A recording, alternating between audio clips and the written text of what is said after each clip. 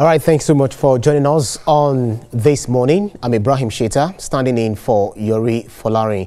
And today we'll be talking about very interesting development, which is something not just affecting, maybe not Nigeria alone, but will definitely have impact on the ECOWAS community. That's talking about the import levy that has been imposed by the Sahelian countries, the countries that are under military junta, viz. Mali, Niger, Burkina Faso, imposing 0.5% import levy on ECOWAS country. We'll be dissecting the impact of this on neighboring countries, especially Nigeria, Ghana, and what have you. So just to give you a background of what has just happened or what has transpired so far, if you look at the Sahelian countries, Niger, Mali, Burkina Faso, imposing these sanctions.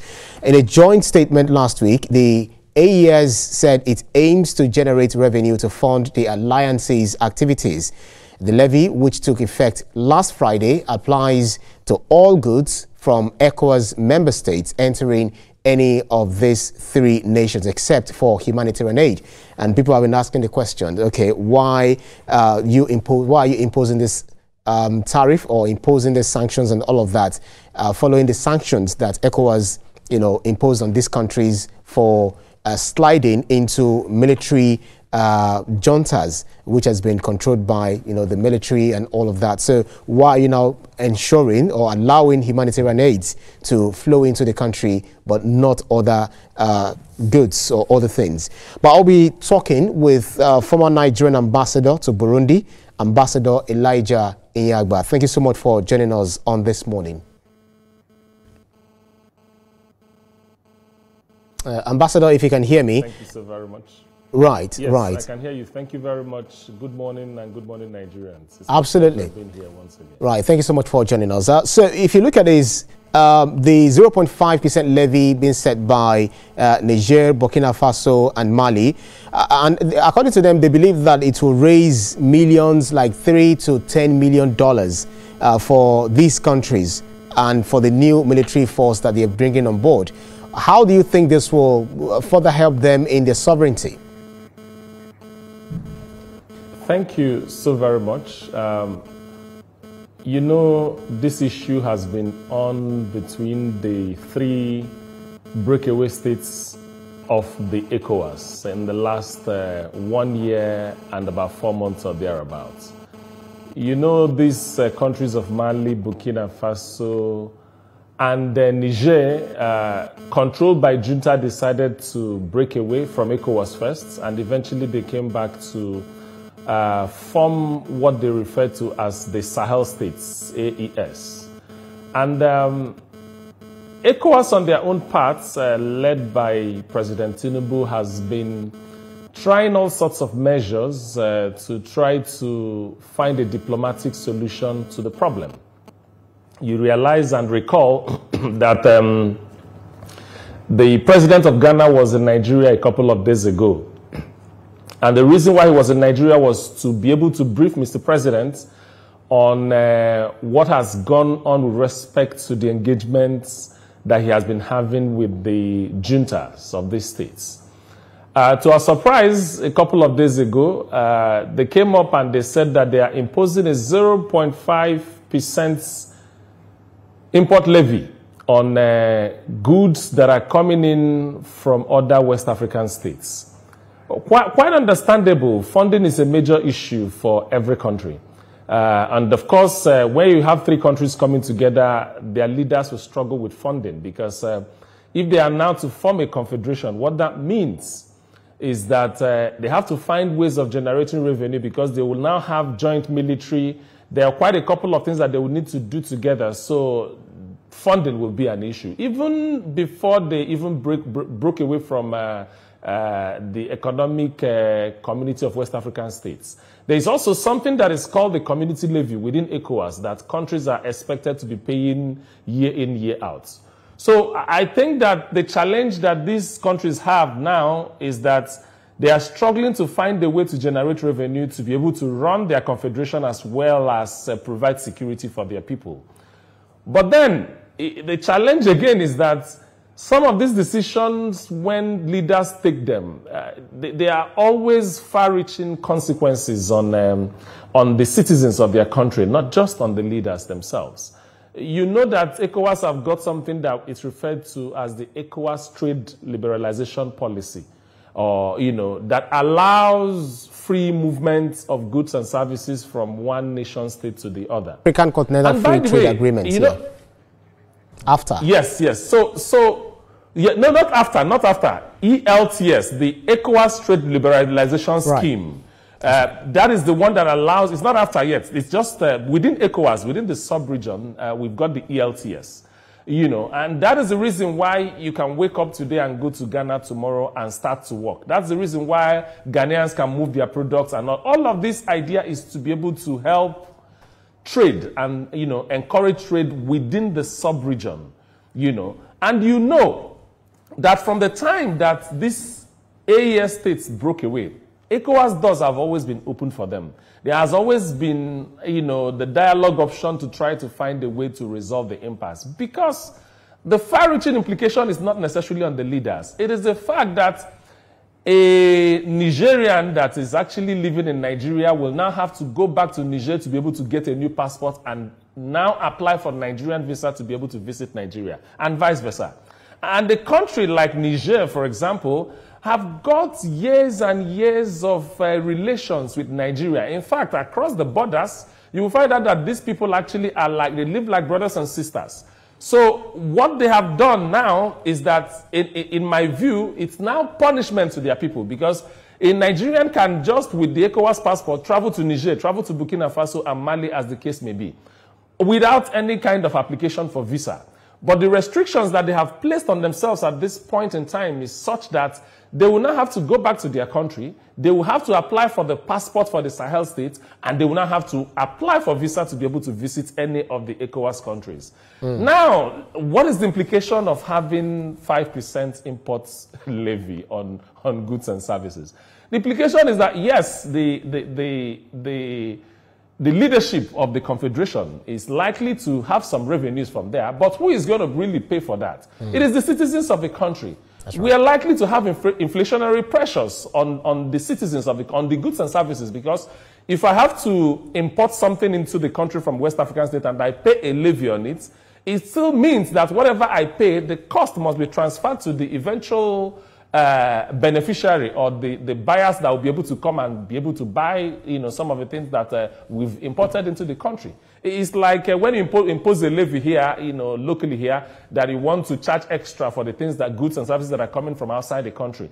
The people that will bear the brunt is largely the citizens of the country, because whoever that is importing will pay, and then they will have to transfer the cost, which actually will lead to inflationary pressure.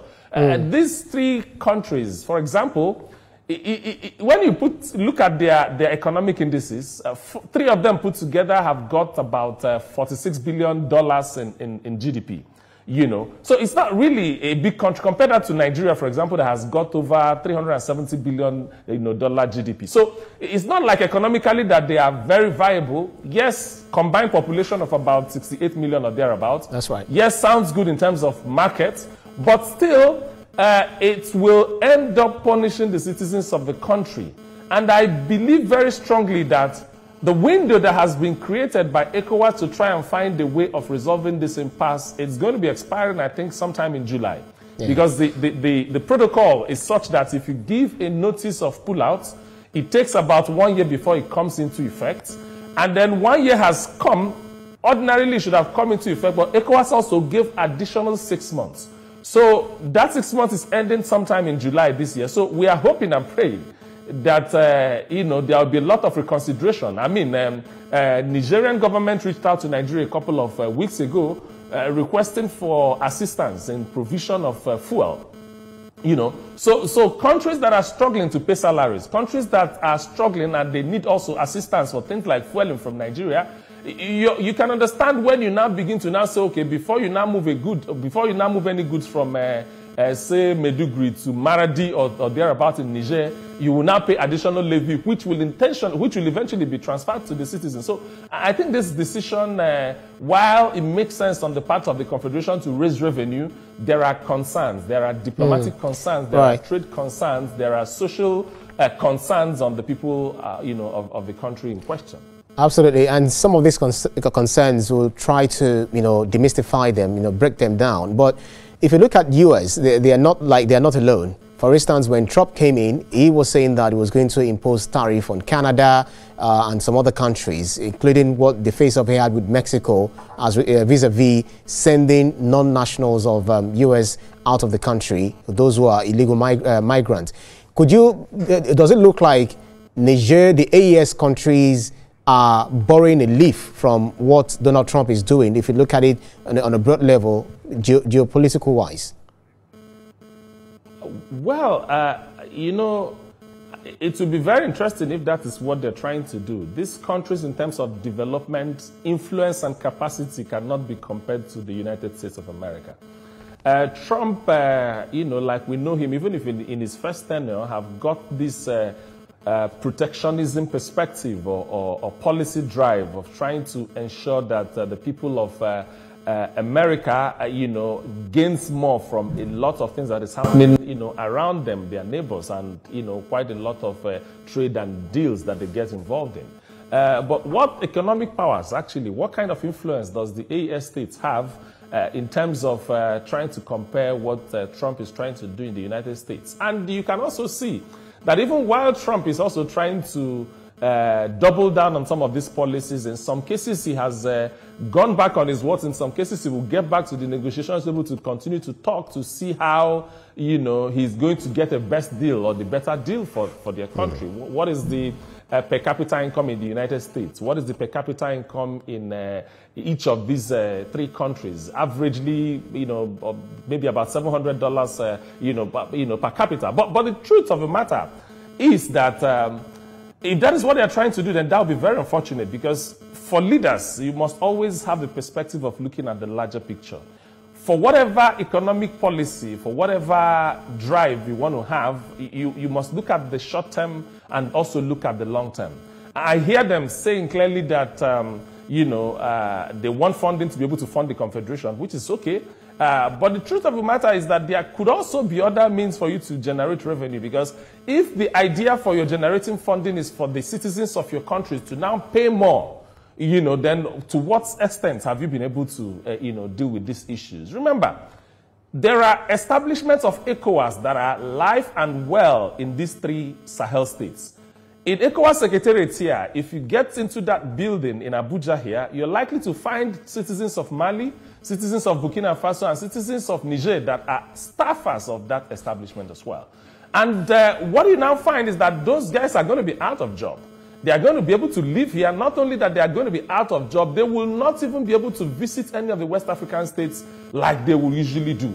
They will now need to get a new passport. They will now have to apply for visas. There has to now be restrictions as to what they are bringing in, what they are taking out. So there are far-reaching implications on some of these issues. And most importantly, again, is that when you look at the security, because the security concerns have also come to the fore. A couple of weeks ago, Niger gave a notice that they are moving from the multinational joint task force. They are moving away from it. And this MNTJ has always MNJTF. TF has always been a platform for some of these countries that are, within the Lake Chad region to jointly provide funding and military to be able to secure the region. There's a lot of insurgents activity from Boko Haram, from ISWAP, around the Lake Chad, region. And it's been about Nigeria, Niger, Cameroon, Chad, trying to pull forces together to be able to ensure that there is security in this region. Niger has given notice of pulling out from that, maybe because they now want to concentrate on the joint security and of the 5,000 military force that has now been provided for by the Sahel states, which is another. But now we have a challenge, actually. Now we have a challenge because ECOWAS themselves have also been trying to pull together a joint, security force, which obviously means that both the manpower, the funding, the requirements is now challenged as a result of these decisions that has been taken by the Sahel states.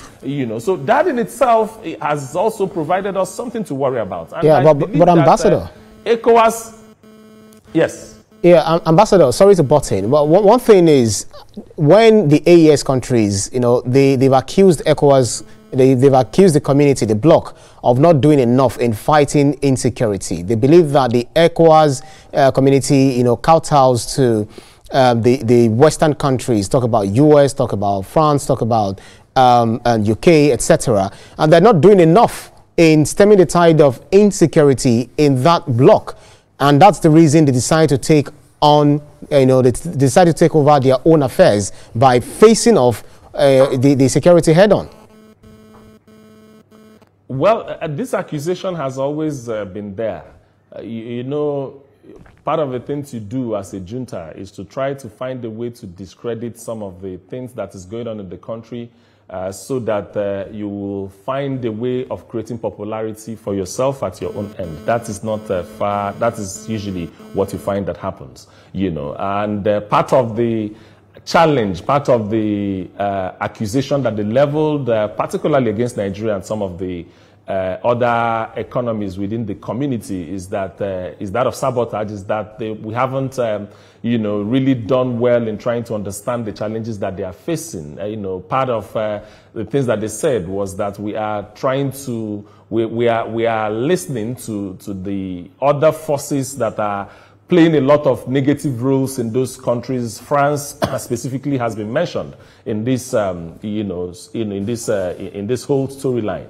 But you see, for the president, for example, who is the leader of ECOWAS at this particular point in time, he has made it very clear that democracy is one of the strong pillars of his foreign policy, and that Nigeria was always going to stand shoulder to shoulder and support democracy. So whatever challenges that you face as a country, he believes that there should be democratic ways of expressing them, of coming together to be able to express. If you don't like your leadership, if you get to the polls, you should be able to, through democratic means, make those changes. Excuse me, please. So these accusations has been there. It's not, you will always find a story to tell as to why you are taking the actions that you are taking.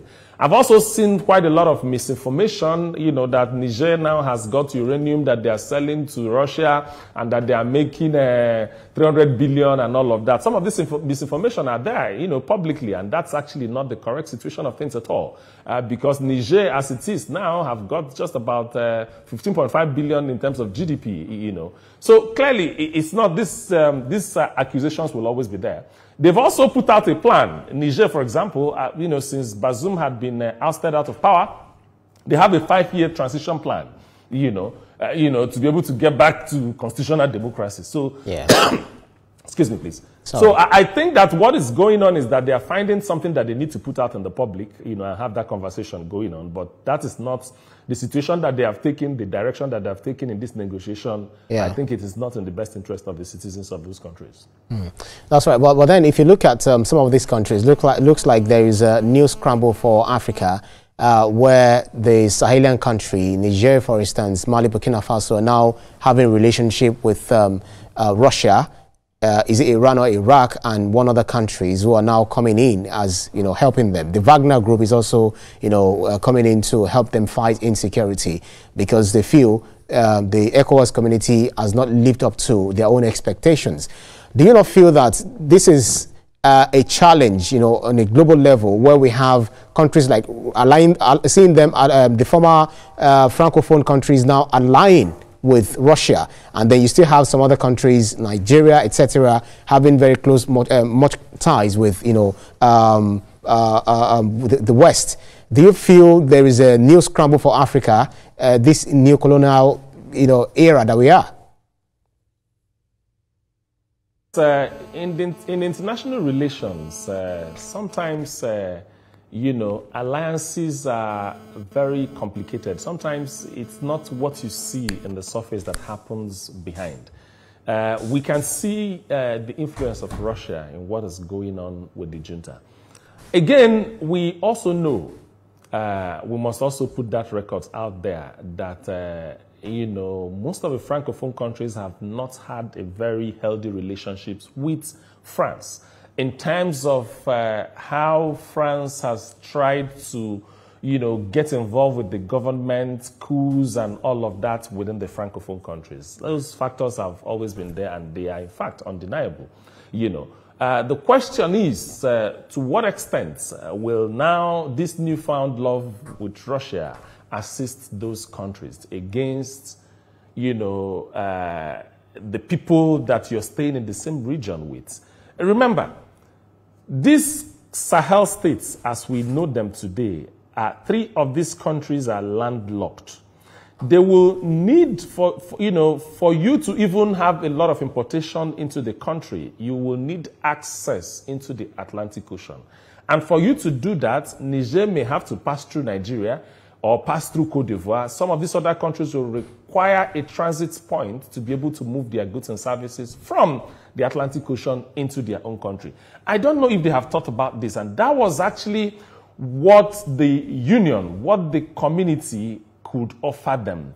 You could see that in the past administration in Nigeria, the former president tried to create a rail line that is running from Nigeria into Niger to make it easier for them to be able to import their commodities or move their things from Niger into Lagos to be able to have any of those goods. So these are the challenges that we have. But again, only time will tell, because what we've seen Russia do, you know, is to also try to, you know, create some level of assistance for these countries, and they seem to, in my view, the leaders seem to be very comfortable with what is going on, but time will tell whether that is the right thing or not. All right, Ambassador, just hang on. We have George calling us from Ikeja. George, the ball is in your court.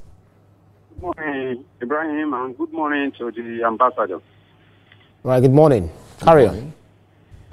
Ibrahim, this military junta, what they're trying to do just to find a way to perpetuate what they know, they themselves know is wrong. Military administration has been fashioned, and they cannot find a way to make themselves relevant other than come together, formulate one thing or the other that they can see that they cannot even survive. You can see that already they have started calling themselves president when they were not elected by anybody. They are heard by the one in Niger, came to Nigeria begging for petrol, when he knows that he cannot survive without such what they are doing is just battle for survival. I suggest that the best way to handle these people would have been to sanction them at the ECOWAS level, sanction them at the EU level, and even sanction them at the UN level. They want to be going to the United Nations meeting in military uniform. How many countries do they see coming to UN General Assembly meeting with military uniform? The thing is, let the people elect their people. Let the people elect their leaders. Whether they are leading well or not, it is still better than somebody that just imposed himself on the people without the people's consent. They don't want that to happen. If I were ECOWAS, I would tighten the economic sanction against these 3 countries to the point that they will have nowhere to run to the office. The people will go hungry, and the effect of the policies that putting them. That's right. Chase them out. That's the way to go about it. I don't subscribe to ECOWAS begging them to return. They are the ones to beg to come back. That's right. Right. Thank you very much, George, for that insight. Ambassador Yagba, Mr. George has actually raised very interesting points regarding this. Does it look like the plans they're taking, what they're planning to do, is for them to help the country, because of course they took over power under the guise of, yes, the countries are not working well and we have to do things, we have to put things right, even though it is old-fashioned, or they are trying to do what they are trying to do or what they've been doing in order to perpetuate themselves or they stay in power? Well, most countries within the ECOWAS region have had their experiences with coup. I think it's just only Senegal that is yet to witness a coup d'etat. So we know the history. We know how it always comes. You know, the excuse of, you know, the country is not being run well, the country is moving in the wrong direction. It's always something that they will always put out there as reasons for taking actions. But you also see that as at the time when this happened, because these juntas happened in quick successions, and part of the things ECOWAS did at that time was to say, no, we will not allow this. And that was why the first line of action was to impose sanctions on the 3 countries. And you will find out that as a result of that, that was actually where the first accusation started coming in. Oh, why are you imposing sanctions on us? You don't even want to see things from our own perspective. France have done this to us and they didn't do that, and so on and so forth. These are, you know, and you know, when leaders are also not doing well in providing dividends of democracy, you can also find those kind of reactions. So initially, it's about, oh, it's good, they have done the right thing. But over time, you begin to see suppression of media. You begin to see them govern with decree as against constitution. You begin to see them try to do things that will perpetuate them in power for as long as possible, which is what we are beginning to find now. Yes, they are scavenging for survival. Yes, it's because funding may not be available. They said that they are only creating room for humanitarian goods and services to be able to come into the country without the 0.5%, you know. But the question is for the economic community, do we go ahead and impose additional sanctions in such a way that they will have no option than running back to us? Or do we continue to have, you know, diplomatic window, you know, to leave diplomatic window open for continued engagement with these people? I think the ECOWAS region has actually opted, you know, there has been a lot of envoys that ECOWAS had sent out to be able to continue the mediation and engagement with them. Lately was President John Dramani, you know, from Ghana. Before then was the president of Senegal, who was to be working with our Minister of Foreign Affairs and constantly briefing the president, who is also the head of ECOWAS at this particular point in time. So it's for us to continue to look at these situations. But I believe that sooner, you know, than later, they are likely to realize that the position that they have taken, will not be in the best interest of the citizens of a country, because leadership must be about the citizens. It's not about ego. What I see that is playing out now is that of ego. What I see that is playing out now is trying to do everything, you know, possible to be able to extend your tenure. How can you say that you have a 5 years plan to transit from military to civilian? What is the 5 years for? Is it for 5 years of governing with decreased suppression of people doing whatever you want? So there are quite a lot of issues that we find, but I believe that the leadership of ECOWAS will always look at things and then respond accordingly, because it is in their best interest to find diplomatic ways of addressing these issues. Why? If you look at the region, economic power, you know, if you begin fragmentation and letting, you know, who knows the next country that will be able to do that. So it's further weakening our engagement, weakening our ability to negotiate. You know, we are trying to find a way to have common currency. We're trying to find a way to improve trade within the sub-region. We're trying to find a way to increase the size of our markets. There is the ELTS, you know, there's also the after that is also coming on stream. How does all of these things play a role in trying to advance, you know, the economies of these countries? So we have a real problem with these Sahel states in terms of what they're trying to do at this particular point in time. But I'm believing that with time, they need to come to a point where they will understand that these actions is not valuable to the citizens of the country. It's inimical People that cannot pay salaries are trying to ensure that goods that are now coming at a much increased cost, leading to high inflations for the country. You are likely to find confusion, as people move from one location to the other. Migration is a big issue.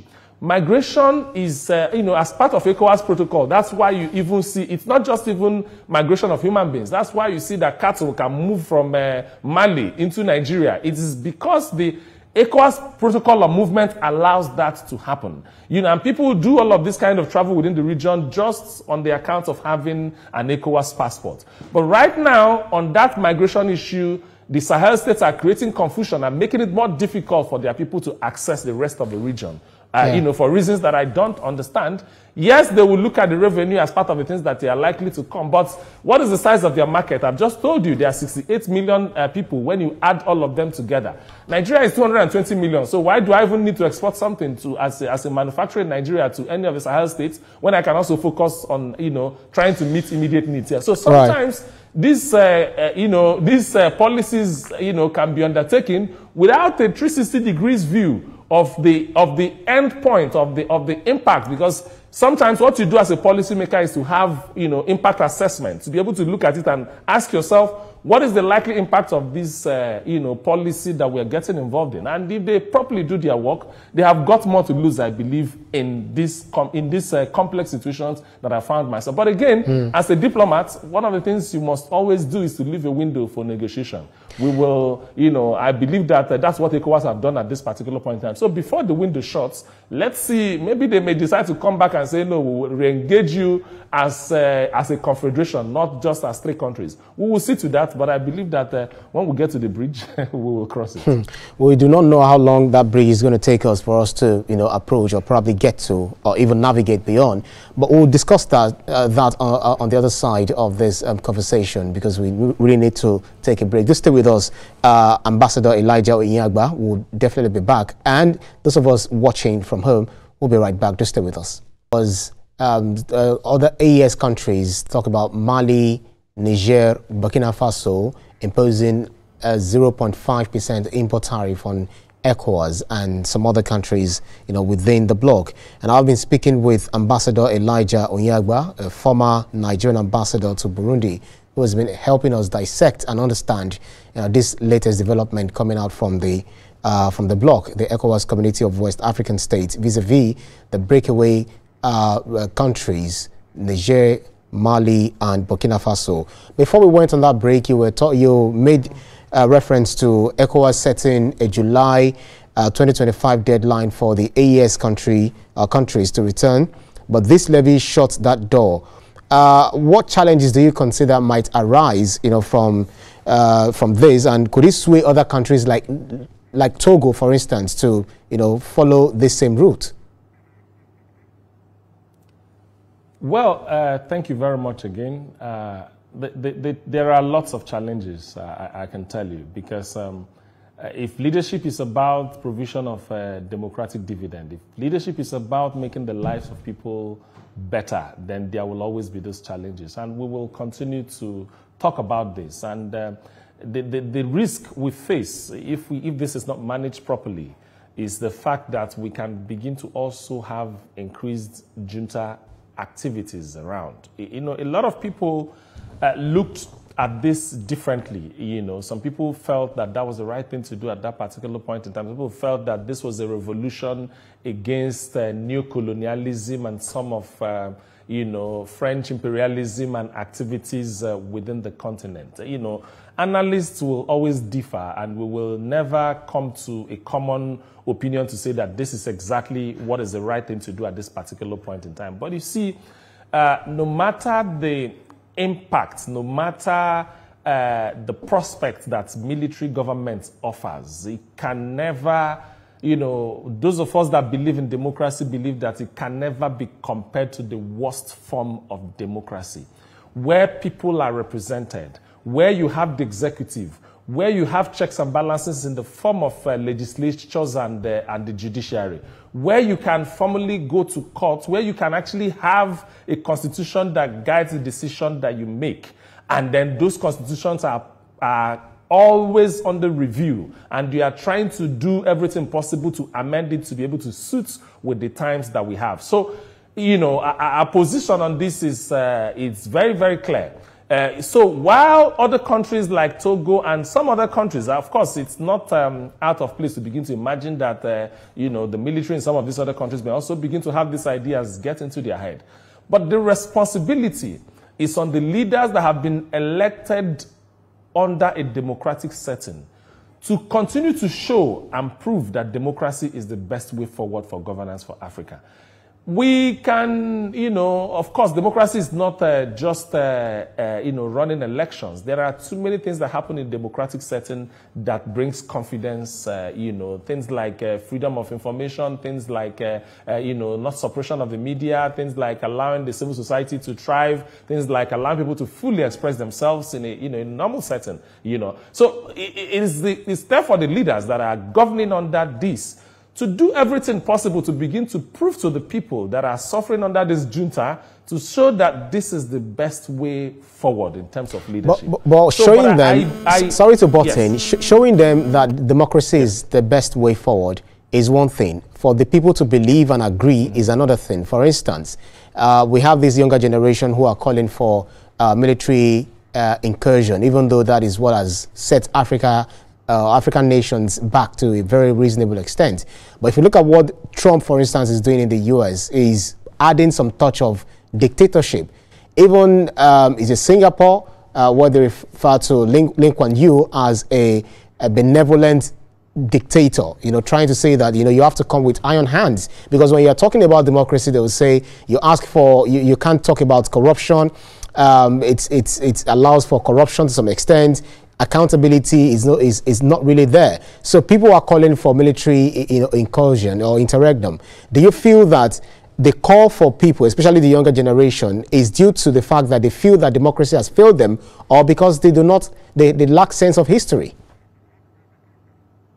Okay, it's a combination of the two things. I'm a very, very good student of leadership. I've gotten involved in a lot of leadership conversations across Africa with respect to what exactly is the best form of democracy that will work for us as a country. Do we need bicameral legislation? Do we need to leave it as unicameral? Do we have, you know, benevolent dictatorship? You know, a lot of examples has been given. Take, for example, what's going on in Rwanda, where President Paul Kagame has been the president for a very long time. Take, for example, you know, what is going on in Uganda, where Museveni is, I think, you know, 30-something years in power, and quite a lot of, you know, we can all argue back and forth as to what, you know, what is the best form. But I also say to a lot of young people, a poor knowledge of history is always a problem here. Because it's always, you know, if you haven't really seen anything, you know, those that didn't see wars will always, you know, support whatever that needs, you know, they can call it revolution and call it all manner of names just because they want change, and they want change now. It always happens with young people, and I can understand that, because we've all been at that stage where you feel that certain things are not done properly and you need them to change now. But you see, we have made progress in my view, because, you know, from 1999, democracy, elections, politics in Nigeria up until 2025, we've witnessed a lot of changes. We've witnessed a lot of impact in terms of transformation that is going on in the country. You remember in 1999, when we had elections, you know, those days, sometimes, you know, people are on the line queuing, and results are being announced already in the radio and TV stations when people haven't even finished voting, you know. But those, you know, you can see that those things are being minimized now. We have moved from a point where we are, you know, announcing results without elections to the point where results are, we're now bringing in innovations and all of that. Of course, people are still questioning, are those things working? Will my vote count and all of that? But I think that if you have an idea of history, where we are coming from, we've been in this country, we've witnessed juntas from 1966 up until the last one that happened before 1999. That's the leadership of General Sani Abacha. We can always compare and contrast and ask ourselves, how did we get to this point? Where up until today, you know, we are still depending on loot from Abacha to be able to survive as a country. Sometimes you just hear, okay, some other monies have come in, we are using it for this infrastructure, and so on and so forth. And the monies are scattered all over the country, and I'm sure the loots are not done yet. Don't be surprised, another day again, you're going to hear that some of the loots are also back again. So the point for me is that while these frustrations exist, and rightfully so, because, you know, for a very young person, you need to be able to, you know, your leadership must be able to inspire hope. If you are coming out of school, you need to be able to see that you are able to get a job to do. You need to be able to have a good, you know, your cost of living at a minimal level and at a point where you feel that there, you know, there's hope for you to be able to survive in the country. This is the reason why a lot of Africans are actually, young people particularly, are dying, you know, trying to get themselves across the ocean into Europe. And we've seen all of these things happening. It's just because of the absence of hope within the continent. But again, in as much as we have all of these challenges, for experienced people, we will continue to advocate that democracy is the best form. And what we will continue to do is to speak up in support of democracy, continue to ask the people that are responsible and occupying leadership positions at every level to take responsibility. Because in Nigeria, for example, it's easy for people to just call on the president and call on the state governor, forgetting that there are layers of responsibilities. There are judicial responsibilities, there are legislative responsibilities, there are executive responsibilities. Even when it comes to the executives, there are, you know, responsibilities from the federal level. There are also responsibilities from the state level, at the subnational, even down to the local government. And that was why the president had to do everything to ensure that we achieve local government autonomy. What does this do for us? It's important that people know and understand that a local government chairman that is elected at that level will have some responsibility. There are some basic things that are cut out in the constitution for him to be able to do, so that when funding comes from federal government, it doesn't end at the state level where it is looking like the subnationals are not being very clear as to how these expenditures are happening. So that is the work that is cut out for us, to be able to ensure that people understand this level of responsibilities and begin to hold people accountable. People that are entering their houses and they enter pothole, even as far as Ekiti or Anambra State, are blaming the president for the pothole that is in their villages. Whereas those roads are actually maybe local government roads. People must understand that there are responsibilities that are within the local government and hold the local government responsible. They get allocations from federal government. They also have capacity to generate revenues internally. The same thing also goes to the state level. The state governors must also take responsibility, and not at every slight issues everybody is looking to the president. So that is the work that is required. A lot of education is required so that we will be able to explain to the young people sometimes these aggressions that we are, you know, wrongly channeling to the, you know, to the wrong person may not even be the way forward. Because once these informations are very clear, that's why I actually like the work that National Orientation Agency is doing lately. A lot of people that are citizens of the country have not even looked at the Constitution to begin to understand that these things exist in the Constitution. But then again, that is what leadership is about. Leaders must point people to the right direction and give them hope. That is what I believe that is the responsibility. So that as much as the attraction of military and, you know, incursion getting involved is there, it will always be there. But it's for them to also know that when you have that as a change, you know, people shouted when Babangida and Abacha did coups, people were very happy that the coups happened. Oh, now we are going to get a new lease of life. But what happened down the line? People were, you know, incarcerated. People that were, you know, trying to find a way to criticize government couldn't even do that. Some spent years and years in imprisonment. Is that the kind of thing we want? And that is always the end. That's what you find. Nobody is going to give you a seat at the UN meeting as, you know, wearing a khaki to come and address the nation. On what basis? You were not elected by the people. You must actually go there with the mandate of the people. That's what needs to happen. But I believe that continuous engagement is still there. If there's anything I know about diplomacy, it is the fact that, you know, once you leave it open for continued negotiation, at some point, you will be able to find common grounds. And I believe that we will find common grounds with the AES states. It's just a matter of time, I believe so, because they will begin to understand that it's not about the leaders, not about their ego. It must always be about the people. Interesting. So these AES countries actually believe that the levy could help them fund millions, you know, could fund millions but disrupt supplies, as you've said. But do they have, these AES countries, do they have the administrative infrastructure to manage the tax and maybe the fund that they generate from what they are planning to impose on the ECOWAS community? Well, this is for them to worry about. Like I said, the infrastructure will always be a problem. You know, if you've been to Burkina Faso or Niger or some of the, or Mali has actually been in trouble, security challenge and all of that for as long as you can remember. Niger, for example, even the Niger military cannot even boast of having entire control of the entire space, you know, the landmass within the country. There are challenges, you know, without a doubt. And the essence of being in a union is for us to be able to help one another. The essence of being in a union, and this help, you know, comes in various forms and shapes. It can be economic, it can be security, it can be social, and so many other ways. I know that in some elections, I think when Bazoum was elected, there was a lot of support, you know, in terms of funding and all of that, you know, that moved from Nigeria government to help them organize the elections. And sometimes even an INEC goes there to share experiences and, you know, and all of this. And this is what we can get when we are united, you know. So, but the infrastructure and management and control, where does the control now come from? Is it that the countries are now going to give up their various rights as countries, you know, their sovereignty as a country, and they are now going to now come under one umbrella? Who issues the command? Where will the president come from? Where will the central command unit be? You know, there are quite a lot of questions that are left unanswered at this particular point in time. That's right. You know, you find this common with, you know, with juntas. You know, they see things in a very parochial manner. They think that this is the best thing for them to do, and they go ahead and push. And at the end of the day, we'll come back to the negotiation table to see that this has not been worthwhile. So I do not think that they have the infrastructure. I do not think that whatever they are doing now, they'll be able to sustain it in the long run. I think it is about ego, and I think it's about survival, but the end will justify the means. I don't think that they are doing anything that is in the best interest of their citizens, but I also hope and believe that the channel is still there, the conversation is still going on. We will see how that goes.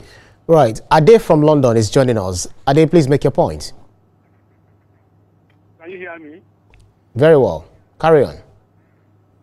Okay. My advice to the Niger Republic, most especially the Niger Republic, my advice to them is that they should impose visa restriction on Nigeria. So that if you have to come there, you have to apply for visa. If Nigeria want to come to us, they have to apply for visa. That's what I'm encouraging them to do. And my reason is this. President Buhari spent billions of naira taking our railway stations, railway line to Niger country. Can you imagine that? We spend our money, tax money, to take train to Niger, thinking that we'll be together for life. Now they have taught us a lesson, that they are going to impose levy on us. That let's build our country. Those who that is going to Niger, let's build our country. I want Niger to impose visa restriction so that people who go to Niger to do other things, they will learn their lesson. That's what my advice, because all those billions of naira we wasted building train to Niger. Look at what happened now. So let us face our country, build our country. Right, your point is made. Ambassador Onyegba, I don't know whether you agree with Ade, who called from London. He's saying something like a quid pro quo. Let me say this. Let me say this very clearly for Ade to understand. This is one way of looking at issues, but you see, there are other issues there. In fact, the problem dates back to when the European Union sat down in Berlin and used a graph, you know, lines demarcating one country and another. And they are imposing it on us. And this is also the same problem that we are seeing between Rwanda and DRC in terms of you just put a line and these are one and same people. If Ade goes to Jigawa State and goes to some of the states that are neighbors with Niger Republic, one of the things you will find and observe is that there is actually no difference. These people are in-laws. They are brothers and sisters. They move around. The ties between Nigeria and Niger is long and heavy. It's not as simple as just saying we put a visa restriction. If Ade is from Jigawa State or any of those states that are on the border, it is likely that his wife may even be from Niger, as the case may be. So how do you just wake up and say, no, this is the best thing for us to do at this particular point in time? I understand his issues. Okay, let us now do this so that they will now find it difficult, you know, to now understand what they are doing to themselves and all of that. That's not how to handle this kind of issues. You know, you are not there. You are not the one that actually wears. Like I said, the Europeans actually that did this we're separating people that should be united and uniting people that should be separated. That's some of the, fallout that we saw as a result of this kind of colonization. Okay, Germany, you can be in charge of here. Belgium, you can be in charge of here. That's how the British came to Nigeria, and France went to some of these countries and all of this kind of things. But you see, here is where we are, and we must find a way to do what works for us as a country. It is important that your surroundings, whatever that is going on, it's not just about visa resources. What about security of lives and property? What about economic well-being? And what about trade, transactions that move on from one country to the other? There's quite a lot. Yeah, we are actually out of time. We're actually out of time, and I want you to wind up, by, addressing a very, very, very important issue. You just mentioned the, how we got here, the scramble for Africa. But these Francophone countries, they said that, well, the way Western countries, Western nations had helped countries like Nigeria and all of that is not compared to the way France, which had a stranglehold of these countries, not making them to develop, not helping them in one way or the other. How do you think, what lessons do you think we can learn from this, and what should we do going forward, especially the African nations? Very quickly, if you can do that in a minute. Well, I think African leaders must take higher responsibility. Every other continent, America, China, some of the big nations on earth have got their strategy as to how they intend to engage with Africa. But African leaders must be very clear on what kind of engagement they want, and they must have the interest of their people primarily at heart in those kind of engagements. Yes, there will always be kind of, scavenging, people coming in to get resources from the continent. But I believe that the new generation of leaders that are rising from this continent are the ones that are intelligent, the ones that understand what needs to be done. There's a time to be protectionist about your country. There's a time to ensure that your interest is protected at all times, and this is the time. And I believe that as this engagement continues to go on, we will find a better way of negotiating and engaging with our neighbors, because it is better we are united in trying to do certain things. Not in all things, of course. Every country must retain their sovereignty, but in international relations, you must engage with respect, mutual respect for one another. And of course, if we are now an economic community, there are things that we are likely to do much better. What President Buhari tried to do for Niger would not have happened if this issue if he inherited this kind of trouble. It's actually them that are going to lose out, because they must now find alternative ways of getting across to the Atlantic Ocean and all of that to be able to do their business. So a lot of work is cut out for African leaders, and a lot of work is cut out for the regional leaders, and I believe that they actually know what responsibilities they have, and I'm hoping and looking forward to better engagement as we proceed. Right, thank you very much. And former Nigerian ambassador to Burundi, Ambassador Elijah Onyagba, say thank you so much for your keenness of insight on this very crucial topic. Thank you. Thank you so very much. God bless Nigeria. Right. Amen. And thank you to